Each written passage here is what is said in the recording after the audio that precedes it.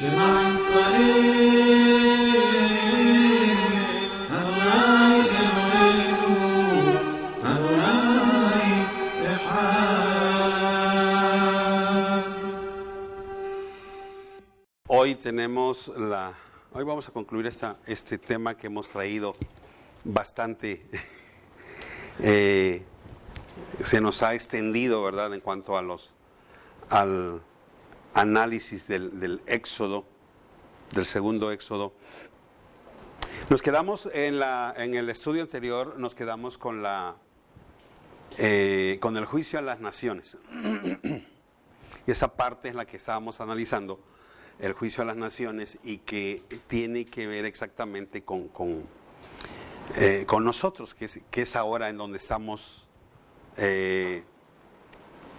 viviendo a día las circunstancias, las cosas que vemos a través de la naturaleza, a través de las circunstancias de las mismas naciones, los eventos que no nos hablan más que un juicio.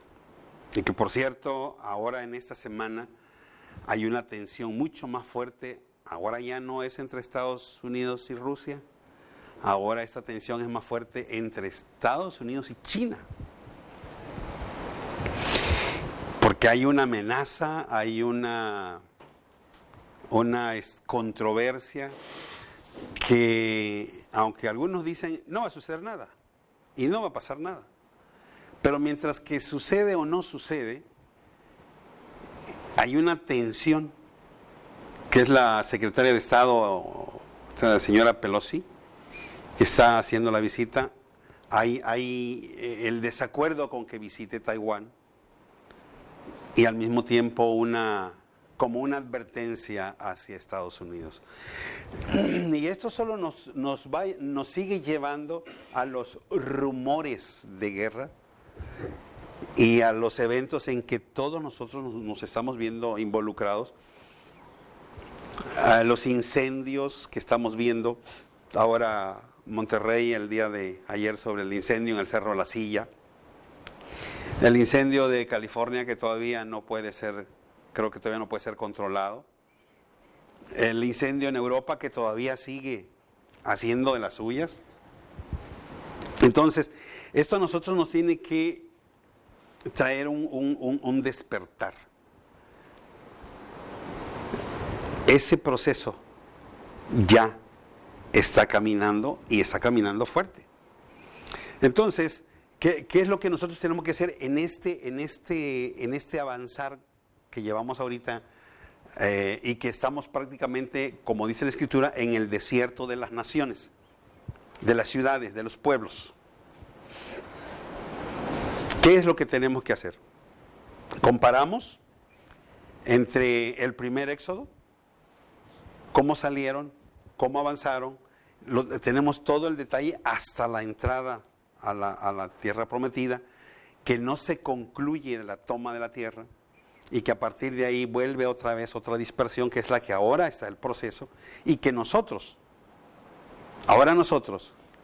tenemos una enseñanza de un Éxodo que podemos criticar, que podemos hablar, que podemos comentar, pero sin darnos cuenta que nosotros estamos en otro, en donde también estamos en el mismo proceso. Tenemos pensamientos contrarios, tenemos ideas, hacemos cosas que no honran a Dios. Y aunque tenemos ahora a nuestro, como sacerdote, como guía, a Jesús, a Yeshua, aún así todavía la tarea se nos hace difícil. Y hasta donde vamos ahorita viendo, justo que analizamos la semana anterior, la clase anterior, de que realmente cuando hablábamos sobre el rapto de la iglesia, no hay una preparación, no hay algo que en verdad nos justifique que pueda ser la iglesia, o las congregaciones no van a ser levantadas antes.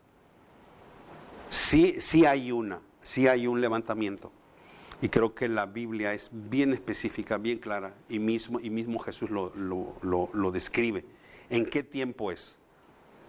El problema principal es cuando alguien nos enseñó una cosa distinta y la tomamos porque ahora sí que, como decíamos hace rato, porque el dulce es más rico, ¿verdad? Decir que no vamos a pasar, que vamos a estar muy bien. Entonces, no.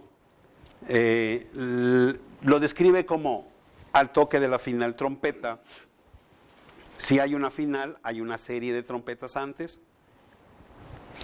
Y bueno, aun cuando se lee Apocalipsis vamos a encontrar los tiempos que también allí se describen. Los tiempos de los que habla Pablo, el misterio de Dios, cuándo se cumple, cuándo se manifiesta, en qué momento se da y en qué consiste el misterio. O sea, todo hay una coordinación en esto que nosotros no hemos, pues no quiero decir no hemos querido ver, pero sí, cuando lees primera carta a los Corintios y cuando lees la de Tesalonicenses también, y los unes, te vas dando cuenta que todo tiene una continuidad, y si lo llevas a Apocalipsis vas a encontrar lo mismo. Siempre hay un misterio registrado, un misterio marcado, que aún cuando es en el tiempo de la séptima trompeta, que tiene el paralelo de la séptima copa, que concluye solamente con una sola expresión: hecho está. Entonces todo esto tiene a nosotros que traernos un despertar. Pero hoy hay algo que nos tiene que hacer reflexionar como pastores, y que al mismo tiempo hay que transmitirlo. Primera carta de los Corintios 12:2. Sabéis que cuando erais gentiles se os extraviaba llevándoos como se os lleva a los ídolos mudos. Aquí hay una palabra bien interesante que debemos considerar. Y lo primero que tenemos que pensar es que tenemos que dejar de ser gentiles. Eso es lo primero. Porque esto es un escudo para muchas personas. Es que somos la iglesia gentil. Es que somos la iglesia gentil. Y por consiguiente, se comportan como gentiles. Viven como gentiles. Hacen como los gentiles. Entonces, lo primero que tenemos que entender, que tenemos que dejar de ser gentiles. Y creo que Pablo aquí a los Corintios lo dice muy claramente. Cuando erais gentiles, ¿qué sucedió allí? O sea, ¿fueron otras gentes? No, son las mismas que entraron en un proceso. Pero ahora, ya no. Ya no. Entonces, esto, hay más citas bíblicas que respaldan que es necesario dejar de ser gentiles, y esto te va a dar otro enfoque, otra mentalidad. Colosenses 1:21 menciona algo al respecto también. Dice: y a vosotros también, que erais en otro tiempo extraños y enemigos en vuestra mente, haciendo malas obras, ahora os ha reconciliado. Entonces, Colosenses 1:21. Cuando nosotros, nuestra mente todavía está con esa idea, realmente no nos favorece nada. Es como pensar, si yo me encuentro con este pecadito acá enfrente, lo puedo esquivar. Y va a pasar una y otra, y en una de esas va a tropezar y va a caer. Porque va entrando en la confianza. Que yo puedo. Entonces, Alguien me preguntaba en esta semana, hablando entre espirituales y carnales, ¿cómo podemos dejar de ser carnales? ¿Y cómo podemos ser espirituales? ¿Cuál sería el proceso? Le digo, es que el asunto está en la cabeza. Y hay algo que hace mucho tiempo lo estuve predicando muy insistentemente y luego se me pasó. Y hace poco leyendo algo de Pablo, me volvió a traer otra vez en cuestión. Y es como esto, si yo pienso que soy gentil, entonces no tengo mayor cuidado con mi vida porque al fin soy un gentil que está bajo gracia. Y como estoy bajo la gracia en sí la gracia me otorga salvación. Porque incluso puedo decir que soy un ser predestinado. Y ya metí una cosa ahí tremenda. Pero si entendemos el término de cada uno, vamos a darnos cuenta que al final estamos equivocados. La gracia me otorga ciudadanía. La predestinación me otorga acceso a un destino, mas no me da el lugar en sí. Y esta palabrita de predestinación, como confunde mucho, yo lo quise cambiar por otra que entendemos muy bien: prescripción. Que gramaticalmente dicen lo mismo. ¿Qué es una predestinación? Es alguien te compró un boleto para un destino. Ahí está, si lo quieres. Solo que tienes que cumplir algunos requerimientos. Si lo cumples, es tuyo. Entonces, el boleto está. Si lo tomas, haces el destino. Si no lo tomas, simplemente no vas a ningún lado. Y le digo, y quizás en predestinación batallas, pero como prescripción es lo mismo. Vas en febrero, preinscribes a tu hijo. No significa que ya está dentro del grupo. Porque el día de la inscripción, del inicio de clases, tienes que ir otra vez para confirmar y tu niño se va a presentar y a partir de allí el niño está inscrito en la escuela. ¿Qué hace la prescripción? Te aparta un lugar. ¿Qué hace la predestinación?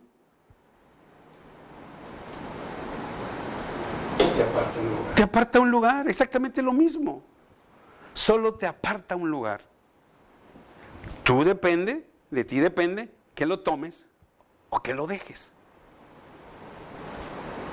Lo mismo que la prescripción. Llegan, inicia clases, aquí hay 5 preinscritos que no se presentaron. Quítalos. Porque de seguro se fueron a otra escuela. ¿Ve qué fácil es entender esto?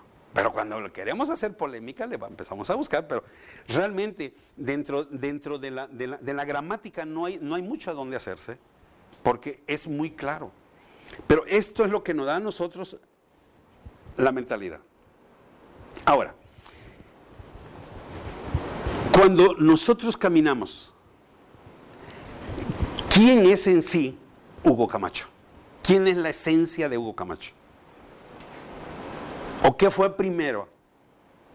¿El cuerpo o el espíritu? Como ustedes, yo les pregunto, ¿quién fue primero, el cuerpo o el espíritu? El cuerpo.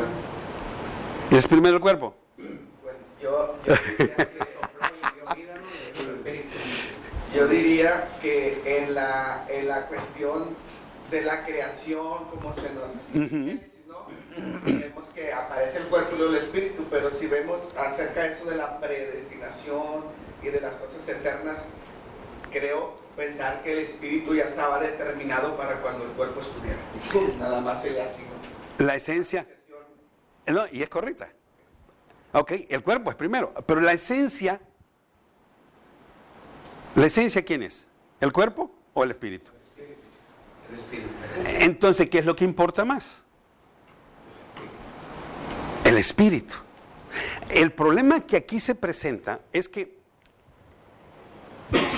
cuando hablamos de espíritu, nos estamos imaginando un ser no tangible, un ser invisible, porque es espiritual. Y realmente es este punto que tenemos que considerar. Ok, Hugo Camacho, ¿quién es? ¿Es el cuerpo o es el espíritu? ¿Quién es Hugo Camacho?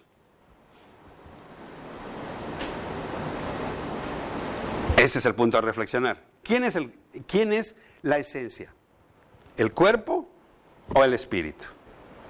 Ok, si es el cuerpo, entonces mi importancia, mi interés tiene que ser el cuerpo. Pero si es el espíritu, entonces toda mi atención tiene que estar en el espíritu. Alguien me dice, es el cuerpo. Le digo, ¿por qué? Entonces, cuando la persona muere, entonces yo puedo llegar y picarle y hablarle y decir, aquí está fulanito de Abraham en este ataúd. Nunca dicen eso. Dice, este es el cuerpo de fulanito de tal. Ahora, pasamos. La escritura dice, ¿quién es el que comparece al trono? ¿El cuerpo o el espíritu? El cuerpo yace aquí,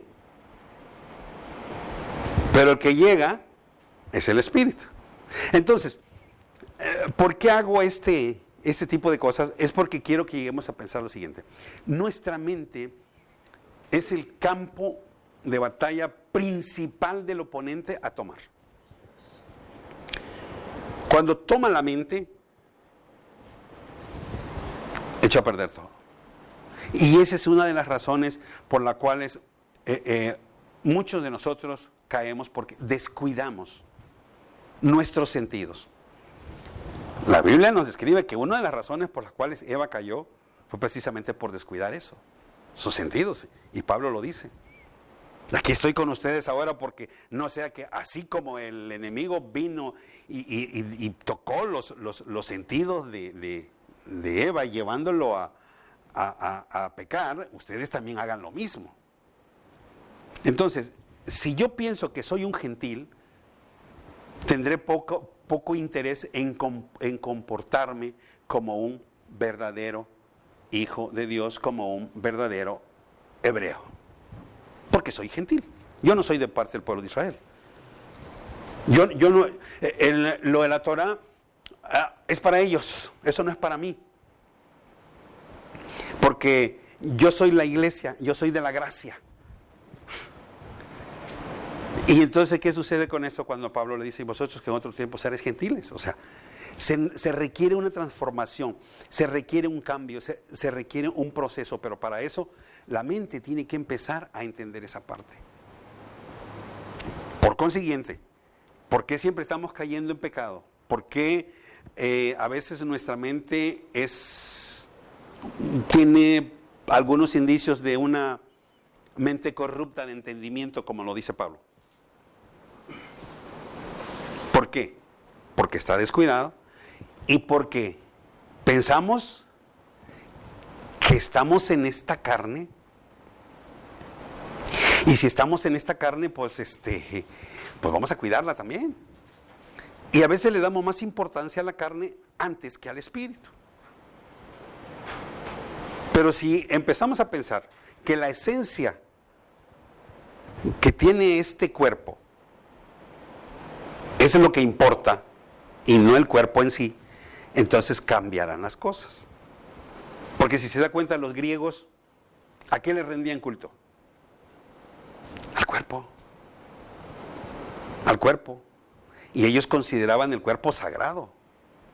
Ahora, esta connotación de ellos, de considerarlo sagrado, era porque ellos mismos se rendían culto a sí mismos. Y de allí la importancia de tener gimnasios, de tener todo eso. Bueno, eso lo vemos en la historia de Daniel, incluso cuando vemos el libro primero de Macabeos, menciona cómo Antíoco Epífanes entra, toma la ciudad y empieza a hacer desastres y a cerrar todos los lugares a donde se leía la Torá y a poner gimnasio y a decirle al pueblo de Israel, vayan, hagan ejercicio, pónganse esbeltos y atiendan el cuerpo. Y de alguna forma esto lo hemos traído nosotros hasta acá. Y por eso hay tanta gente que está más preocupada por el cuerpo antes que por su vida espiritual. Entonces, es importante que nosotros tenemos que dejar de pensar como gentiles, tenemos que dejar de vivir como gentiles y comencemos a vivir y a pensar como verdaderos hijos de Dios y que yo no soy un cuerpo con espíritu. Yo soy un espíritu con cuerpo. Pastor, una pregunta. Uh-huh. Me venía el texto cuando Pablo le dice a Timoteo, oye, ejercítate en la piedad porque el ejercicio corporal poco aprovecha. Uh-huh. Es pregunta, ¿sería que el joven Timoteo estaba siendo seducido por esas corrientes de lo que hablaba ahorita los griegos y todo eso, de caer en esa filosofía o en esa ideología y ser arrastrado por esos asuntos? Cuando el apóstol Pablo le dice eso, sería ya como una reprensión, ¿no? Era exactamente. Sácate de esas ideas. Sí. No que el ejercicio corporal era malo, ¿no? No. Pero me imagino que era porque ya traía una esencia de una filosofía de los griegos y que ya estaba siendo arrastrado el muchacho Timoteo hacia esas corrientes que al final iba a ser como la plataforma para introducirla dentro de la iglesia. De algún modo sí. Sí, estoy de acuerdo que está diciendo, es complementante el comentario que hace el pastor. Ajá. Porque precisamente hay que considerar un detalle muy importante. El padre de Timoteo era griego. Sí. Entonces traía las raíces. Entonces era la diferencia de poderles demostrar. Sí, y alguien, ahorita que hace ese comentario me recordó que Timoteo tenía ese serio problema. Porque su papá lo llevaba a los eventos griegos cuando él era pequeño, y luego venía su mamá y lo llevaba aquí. Entonces Timoteo estaba, pues, ¿a qué lado voy? Entonces tenía esa situación, y aquí realmente lo que hace Pablo le está recordando, tú puedes ser el chico más guapo, más presentable, pero acuérdate que eso ante Dios eso no funciona. O sea, es cierto que tenemos que cuidar el templo, y es cierto que al final el templo del Espíritu Santo, que es el cuerpo, se puede considerar sagrado, pero no sagrado como para rendirle nosotros culto, sino que cuidarlo por la presencia que hay ahí. Mira, tenemos un Dios de equilibrio. Aquí el problema son los extremos. Por ejemplo, usted mencionó ahorita algo muy importante con respecto a los ayunos. Yo le puedo asegurar una cosa, que a veces hacemos algunas cosas inapropiadas. Por ejemplo, si le invitan a predicar y se pone a ayunar allá, eso es un error.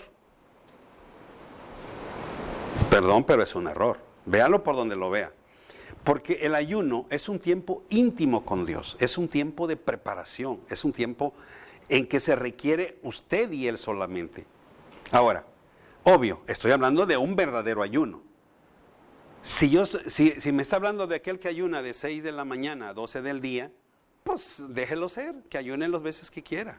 Que al final eso no se considera un ayuno. Y llámele parcial. Pero mire, a eso yo le llamo aguantar hambre, porque eso cualquiera lo puede hacer.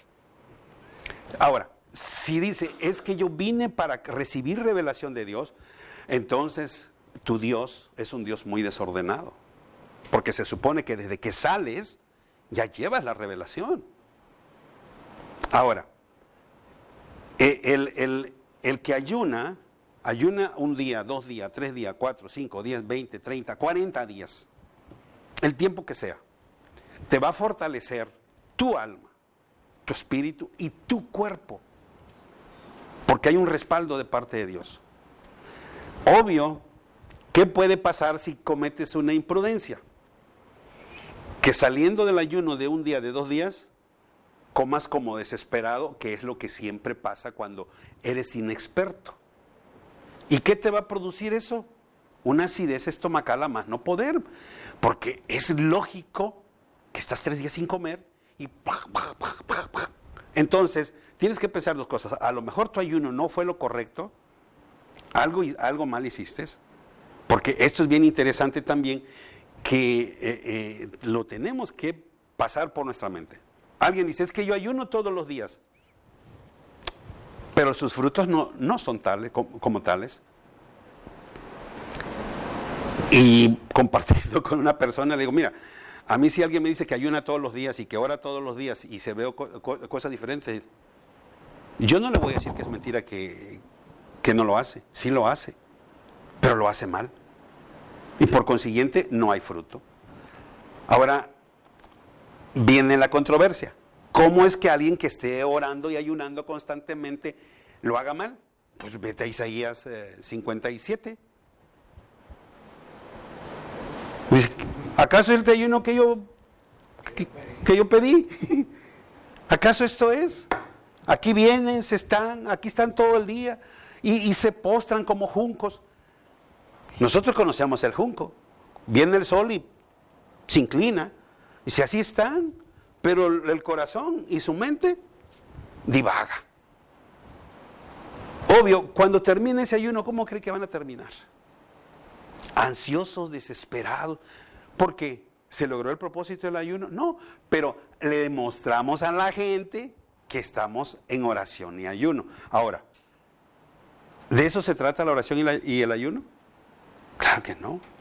Entonces, esta es la razón por la cual se nos describe que tenemos que dejar de vivir como gentiles, porque como gentil haces todo para que te vea la gente. Por eso yo marcaba la diferencia. Tienes que entender, eres un ser espiritual en este cuerpo que te ayuda a vivir. Por consiguiente, viene a mi mente lo siguiente: este cuerpo es como mi auto. Cuido que no le falte aceite, que tenga su gasolina, que esté limpio, que se vea bonito. Pues yo conduzco en ese. Pero pues lo cuido. Pero no me le arrodillo. Y este cuerpo es exactamente igual, es el mismo vehículo que Dios nos dio para cumplir su propósito, pero que requiere mantenimiento como un buen alimento, vitaminas, no estoy en contra, un poquito de ejercicio para que el cardio esté bien, es excelente, pero siempre y cuando el cuerpo sea solamente un cuerpo en el cual yo me muevo. No sé si me estoy explicando. Ahora, a Dios le importaba el cuerpo, le voy a decir por qué. Es polémico lo que voy a decir y quizás con usted va a chocar más. Levíticos, están las leyes dietéticas. ¿Qué no debes comer y qué sí debes comer? Y dice, quizás alguien diga, ¿es que eso es para el pueblo de Israel? No, es para todos. Y ahí sí aplico yo esto. Por esa razón habemos muchos pastores con todos los males del mundo. Y rápido se nos viene y lo he predicado. Cuando Corintios dice que el que destruye el templo del Espíritu Santo, Dios le destruirá también. Y señalamos a todo el drogadicto, al fumador, al borracho, pero nunca señalamos al glotón, al que está en carnitas asadas cada fin de semana y que come a lo lindo. Ese no. Y de ese pecado es el que disfrutamos muchos pastores. Comemos. Nosotros no bebemos, no tomamos, pero ¿cómo comemos? Vamos al médico y nos aplica la Torah. Ajá. Eso es lo que tienes que comer nomás. Sí, ándale. Hasta entonces vas a comer esto no. Y lo primero que te quita parte es el cerdo. Cuando usted se va a Isaías 66, es increíble que ahí dice muy claramente que los que, los que comieron cerdo no entrarán en la santa Sión. Así, tajante. Ah, pero ese es para ellos. No, Señor. Entre ellos vamos nosotros y aplicamos igual. De hecho, Pablo le dice a Timoteo, perdón, solamente, toda la escritura, Ajá. utilice, no dice de aquí para acá, Timoteo toma, y de aquí para acá, no, o sea, toda la escritura, no tengo ese problema, para mí es toda la Biblia. Ah, ok. No, y es que mire, porque algunos se basan en Pedro. En Pedro, cuando Pedro le dice, levántate, mate y come, y Señor, nunca he comido, y luego dice, no, pero es que no llames inmundo a lo que Dios santificó. Ahí está, y está viendo todos los animales. Ok, espérate. Pero no tenías el contexto, no es claro. Exactamente, el contexto no se está refiriendo a la comida, a los animales, se estaba refiriendo a los gentiles que para los judíos eran inmundos. Y esa era una forma en que Pedro iba a entender que necesitaba ir a casa de Cornelio y sentarse y comer con ellos y compartir la palabra allí. Entonces, y a veces toman este versículo como, aquí está, mire. Ok, bueno. Bueno, de hecho el que cité ahorita también lo saqué para el contexto porque Pablo está haciendo referencia a los que comían de los ídolos. Ajá, exactamente, igual. Entonces, vuelvo a lo mismo, es que Dios es un Dios de equilibrio. Y los griegos, obviamente, ellos tenían una razón del por qué decir que el cuerpo era sagrado. No tenía que ver con la presencia de que el cuerpo era templo del Espíritu Santo, no. Ellos tenían que ver con el origen de sus cultos, que incluso dentro del pueblo de Israel era muy marcado porque cada templo tenía muchas mujeres prostitutas. Y las prostitutas eran consideradas prostitutas sagradas, porque servían en el templo de los ídolos. Entonces, para ellos, en cada evento que tenían, pues terminaban en orgías. ¿Por qué? Porque el cuerpo era sagrado. Y se lo marcaban desde sus dioses. Entonces, no tiene que ver con lo que nos da a entender la palabra, pero de alguna forma como que lo daban a entender. Pero sí, volvemos al punto en que Dios no es un Dios de extremo, es un Dios de equilibrio, pero es la mente la que tenemos que cuidar, y es desde allí donde tenemos que partir. Por eso Pablo siempre dice, renovaos en el espíritu de vuestra mente. ¿Y sabe qué entiendo yo por eso de renovados? A veces su cel no le funciona. Y le pica y nada. Y viene alguien y le dice, reinícialo.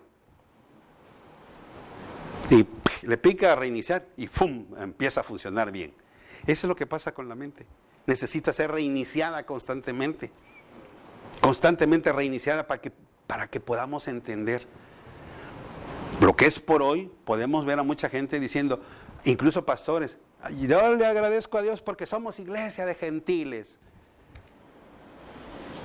Y digo, ¿sabrán lo que está diciendo? La palabra gentil viene del término hebreo goyim, que significa gentes de otros pueblos.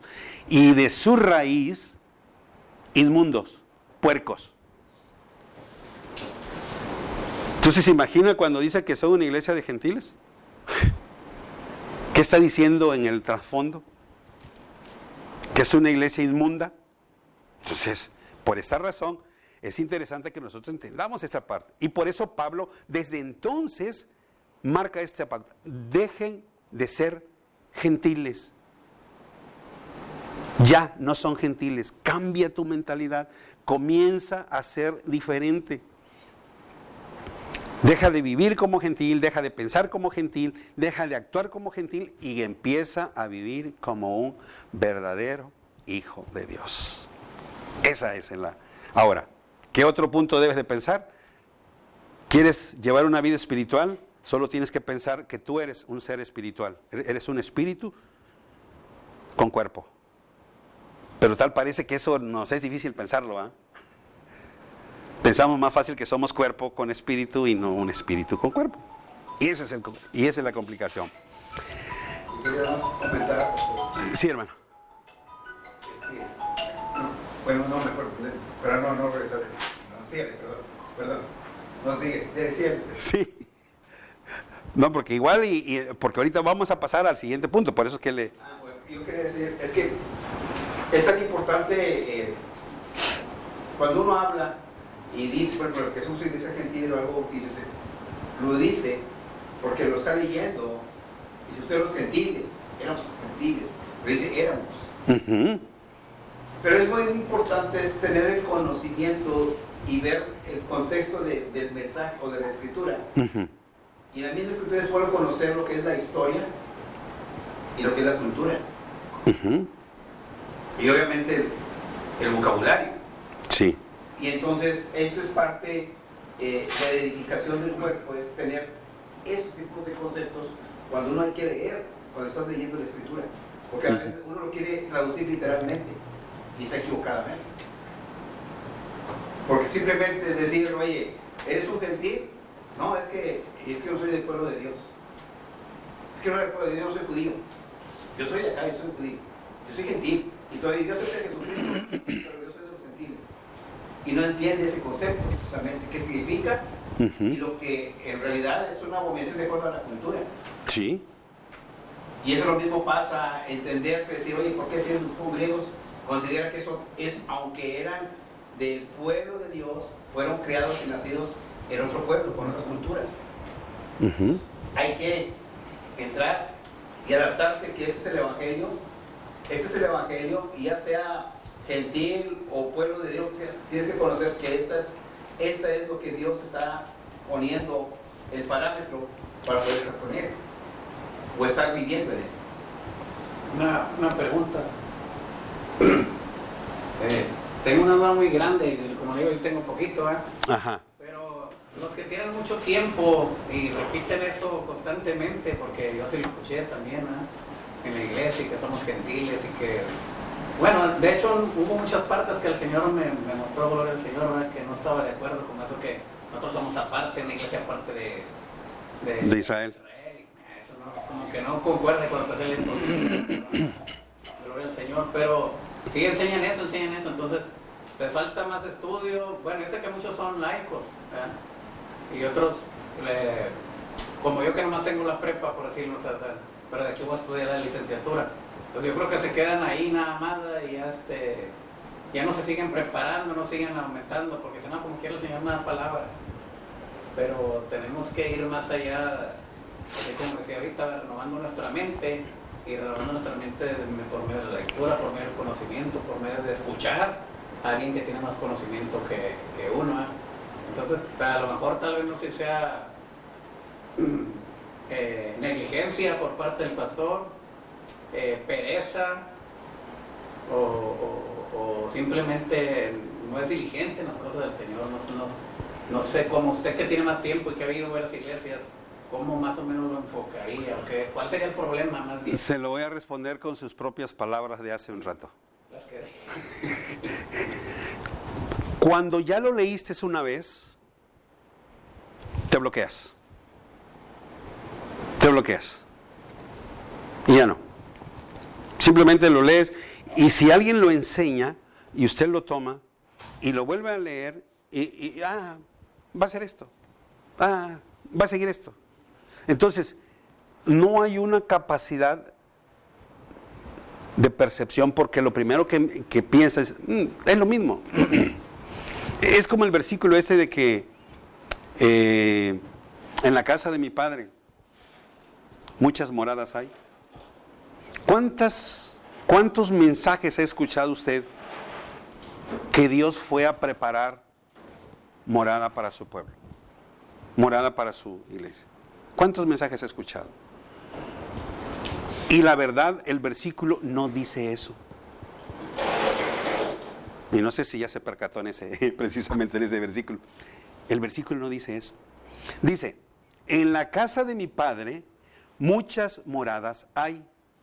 Y si así no fuera, yo os hubiera dicho, voy pues a preparar lugar para vosotros. Ve que ya cambió el asunto. Pero cuando alguien lo predicó por primera vez y lo predica a grandes voces y dice, claro, nos enseña la palabra que Jesús fue a preparar lugar para nosotros cuando dice, en la casa de mi Padre muchas moradas hay y yo voy a preparar lugar para vosotros. Y se queda así, espérate, ahí te comiste algo y te comiste algo bien importante. Porque él dice, y si así no fuera, yo os hubiera dicho. Si lo parafraseamos, vamos a entender otra cosa. En la casa de mi Padre hay muchas moradas, así es que, pues como hay muchas, pues igual y no, salvo que no hubiera, entonces la pensaría, pero como hay muchas, y tampoco dice los voy a llevar para allá, lo único que dice, en donde yo esté. Él no dice que está en el cielo ni que fue para el cielo, y muchos dicen, es que está en el cielo, no, dice, y donde yo esté, vosotros también estéis. O sea, no dice que él se va a quedar en el cielo, ni tampoco dice que se va a llevar a la iglesia con él en el cielo. Él dice que donde él esté. ¿Y dónde él va a estar? ¿Quién sabe? No lo dice. Y entonces, partes como esa, hermano, alguien lo predica, ay, se oyó bien bonito, ay, qué bonito mensaje, y se olvidó de lo demás. Entonces, esa es la problemática. Yo compartía en el programa de radio ayer precisamente esta parte. Si tú eres de las personas que tienes 20, 30, 40 años de leer la Escritura y dices que ya lo vistes todo, te has perdido. Te has perdido. Sí, olvídate. Porque a ti no se te puede enseñar nada, porque tú ya la sabes toda. Y yo les decía, yo soy de las personas que pienso que cada día, aún un niño de 6 años, mi nieto mismo, me puede dar a mí una lección. Pero tengo que estar a la expectativa. Hace unos días, estando en casa, yo recibí una lección. Pero tenemos que estar con la mente abierta. Por eso yo les vuelvo a repetir, el objetivo del enemigo es tomar la mente, porque toma la mente, toma control de todo. ¿Qué es lo que está pasando con nuestros gobiernos ahorita? Tienen las mentes tomadas por el enemigo. Ahora, ¿qué es lo que tenemos que hacer? Someternos a Dios y orar por ellos. Y en su plan y propósito de Dios van a avanzar las cosas. Pero, ¿cómo recibí la lección? Bien sencillo. Agarro un vaso de leche, lo pongo al micro, me volteo a platicar con ella y cuando volteo, ¡fum!, se tiró toda la leche. Y pues, ya se tiró, y a limpiar el micro. Y me pregunta ella, ¿por qué se tiró la leche? Le digo, es que le puse mucha temperatura. Me dice, no. ¿Por qué se tiró la leche? Pues porque puse el vaso muy lleno. No. Ah, caray. ¿Por qué se tiró la leche? Me quedé pensando, pues, ¿será que porque no le puse atención? Exactamente. ¿Esa es una lección? Claro. ¿Por qué nosotros cometemos tantos errores como estos? Porque no ponemos atención. Pero, ¿lo aceptamos de primera mano? No. Siempre la excusa, siempre la excusa, siempre la excusa. Y yo digo, si tú no estás despierto, en posesión de aprender, de recibir cada día, estás perdido. Y más si eres pastor. Tengo 62 años. Bueno, voy a cumplir 62, a Dios gracias. Desde que tengo uso de razón, en la iglesia del Nazareno, que se le llamaban parvulitos, que nos sentaban en los banquitos y nos daban la hojita de principiantes para colorear. Desde allí me acuerdo, y hasta cuando empecé a ser presidente de la Liga Infantil y me empecé a... conocía la historia de Zaqueo. Hace una semana me invitó a predicar el pastor, acá. Y pensando sobre el tema, digo, Señor, así. Y de pronto, ¡pap! Zaqueo. Zaqueo tiene dos lecciones importantes, muy importantes. Y yo me quedé pensando que, por cierto, ese día llegó mi hija a la casa y dijo, papi, queremos ir contigo a la reunión. Vénganse, aquí estuvieron. Y cuando ellos estaban pequeños, bueno, ya adolescentes, y yo predicaba, le decía, acepto crítica constructiva, por favor, díganme, ¿cómo está? Entonces, y ese día vino ella aquí y oyó el mensaje. Las dos lecciones de Zaqueo. Que no importa tu estatus, que no importa cómo vivas, que no importa tu nivel social, pero si hay una necesidad de Dios, haz todo lo que tengas que hacer, aún el más denigrante, pero acércate a Dios. Busca tu propósito de acercarte a Dios. Y una vez que te acercaste, manifiesta tu verdadero cambio de transformación. Segunda lección de Zaqueo. ¿Disertamos con esas dos lecciones? Porque Zaqueo tuvo que subirse a un árbol. Él era el secretario de la oficina de finanzas en aquel tiempo.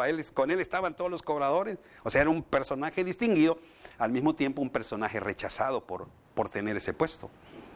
Muy rico. Se rinde a Cristo, Cristo va allí, Yeshua se presenta, come con él decide seguirlo y dice, voy a dar la mitad de mis bienes a todos los pobres.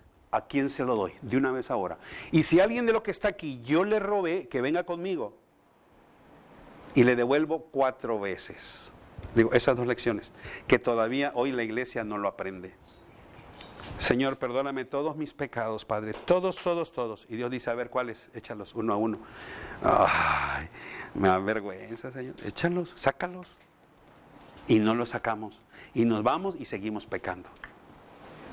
Zaqueo, allí, comenzó y mostró cómo es un hombre transformado. Pero, ¿qué es lo que hay que hacer para poder ser alcanzado? Esas dos lecciones. Y yo decía, 60 años de vida, a mis 61 años, vengo y encuentro esta lección. Digo, yo no sé si ustedes lo habían visualizado en algún modo también igual. A lo mejor sí, a lo mejor no. Pero, ¿qué es lo que yo quiero decir con esto? Puedes leer 10 veces el Salmo 23, Jehová es mi pastor. Y las 10 veces vas a tener un mensaje diferente. ¿Por qué? Porque tenemos un libro vivo. Y siempre vas a tener un mensaje distinto. Así es que si tú crees que ya lo vistes todo, estás en línea equivocada. Y tenemos la capacidad de discernir qué es bueno, qué no es bueno, qué es lo que está en la Biblia, qué no está, y decir, con esto me quedo, con esto no me quedo. Yo pienso que es parte de... Ahora, fíjese bien, como gentiles, Efesios 2:12.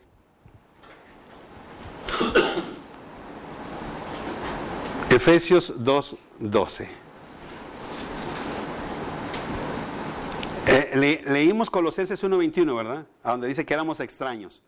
Ahora Efesios 2:12 dice, en aquel tiempo estabais sin Cristo, alejados de la ciudadanía de Israel y ajenos a los pactos de la promesa, sin esperanza y sin Dios y del mundo. O sea, que la ciudadanía de Israel viene juntamente con la fe, no se puede excluir. Esto no se puede quitar, y quien separa la iglesia de Israel, pues no sé quién va a ser el fundamento. Realmente es cosa de pensar. Bueno, si lo separas, ¿quién es tu fundamento? Ahora, por eso cuando leemos en Gálatas 3:14, nos dice, para que en Yeshua la bendición de Abraham alcanzase a los gentiles, cuando eran gentiles, a fin de que por la fe recibiésemos la promesa del Espíritu. Y si vosotros sois de Yeshua, aquí está lo importante, si vosotros sois de Yeshua, linaje de Abraham sois y heredero según la promesa. Entonces, si soy linaje de Abraham, no me está diciendo que soy un linaje espiritual o de un Israel espiritual, que yo no sé de dónde surge esa palabra. Es un linaje real, es una ciudadanía real. Y esto, Pablo lo concluye en Efesios 2:19. Así que ya no sois extranjeros ni advenedizos, sino conciudadanos de los santos y miembros de la familia de Dios. ¿Qué más claro? ¿Qué más claro podemos dejar esto? Entonces, tenemos que dejar de ser gentiles y comenzar a ser conciudadanos del pueblo de Israel. A través de la historia vimos que hay 10 tribus esparcidas en todas las naciones, de las cuales algunas ya comenzaron a regresar, y que en México parte de esas 10 tribus alcanzamos Estados Unidos, parte estamos acá. Entonces, hay linaje de Abraham, de Jacob, posiblemente. ¿Lo tendremos? Posiblemente.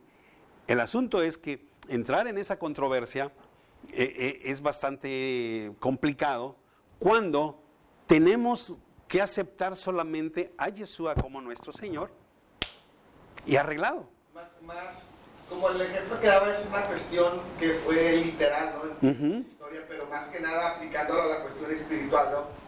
Ya no necesariamente Agar o Setura, sino más bien ese espíritu de esclavitud y ese espíritu de paganismo que se mezcla, ¿no? Juntamente con la Biblia, con la esencia, o con lo que en un determinado momento fue esa semilla que nos trajo el Evangelio, ¿no? Entonces, en la cuestión espiritual yo creo que es una historia muy parecida, ¿no? Aquellos tiempos de que la misma semilla empezó a caer en vasijas de esclavitud, ¿no? De paganismo, y eso fue lo que... Y créanme que la situación de las 10 tribus no fue una situación propia de ellas. En todo este recorrer del Éxodo que hemos venido viendo, vimos que cuando salió el pueblo de Israel de Egipto, al final Moisés los deja en la entrada, y Moisés con mucho dolor ahí en Deuteronomio 29:4 dice, ha sido un pueblo que ha viajado con ojos sin ver y oídos sin escuchar y un corazón sin sentimiento. Entonces, era difícil que pudieran entender todo. Entonces, entran a la tierra prometida, no la pueden tomar. Las 10 tribus a partir de allí son desterradas. Y cuando los mismos compañeros deciden tomarla, esa historia ya la vimos también, está en los profetas, vemos cómo viene el profeta y le dice al rey, Jehová ha dicho que esta división de estas 10 tribus, él lo hizo, así es que regrésense, tranquilos, él lo hizo, y a partir de ahí esas 10 tribus fueron lanzadas hacia acá. Y yo les mencionaba que hay una parte a donde Dios habla por el profeta, y oír cómo el profeta se expresa, a mí en lo personal me ha quebrado las veces que yo lo he leído eso, ¿verdad? Puedo imaginarme a Dios reconociendo a Efraín como ese niño, dice, eras mi niño con quien yo me deleitaba. Y puedo verme ese padre que le ha dolido hacer lo que hizo con el hijo. Pero lo hizo por amor a nosotros. Por esta razón siempre he estado recalcando la importancia de no recriminar hacia Israel o hacia el pueblo de sus acciones. Porque nosotros sí se nos puede recriminar, porque nosotros contamos con toda amplitud de conocimiento. Ellos caminaron con un cielo cerrado, nosotros tenemos un cielo abierto, que mismo Jesús se lo dijo a Natanael, a partir de ahora los cielos son abiertos. Entonces, la condición es totalmente diferente. Así es que el juicio que viene para las naciones va a ser duro, porque fueron 10 tribus que fueron lanzadas para rescatar. Y como decía el pastor Elvis, se están integrando musulmanes, se están integrando árabes, se están integrando madianitas, se están integrando filisteos, se están integrando ahora al pueblo de Israel. Están aceptando. Y no están aceptando la Torá, el judaísmo, no. Están reconociendo a Jesús, a Yeshua como Señor. Y esto hace la diferencia. Porque ellos tienen revelada la Torá y ellos te manejan la Torá de 1000 maravillas, que es lo que no podemos hacer nosotros. Nosotros tenemos revelado a Yeshua. Ellos no lo tienen revelado a Yeshua. Ellos siguen esperando. Hace poquito estaba viendo un video en donde mencionaba la historia del libro de Daniel como nunca te lo han contado. Y es tremendo la forma que este judío lo expresa. Te quedas así como que, caramba, estaré yo perdido. Obvio, la forma magistral con que maneja. Fechas, tiempos, los errores que tiene el libro, bien marcados.